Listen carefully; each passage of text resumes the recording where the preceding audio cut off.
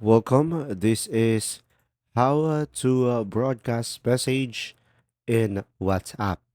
So, guys, in order for you to do that, first thing is just simply open up the WhatsApp application to your device. And now, from here, guys, you can just simply select the plus icon at the bottom right corner of the screen, which is the new message icon. And from here, you could select one of your contacts. So just simply hold it. And after that, tap on it and tap on as many as you like.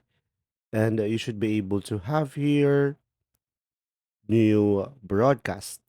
So just simply tap on new broadcast on the top right corner. And now from here, you could add new people as well if that's what you prefer.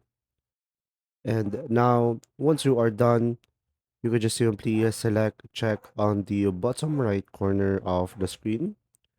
And now from here, you will have a broadcast over here. So when I provide a message over here, everything that is in my broadcast will receive the message. So guys, pretty much this is good for like announcement or announcement of events, something like that. I hope this video helped you out. Thanks for watching.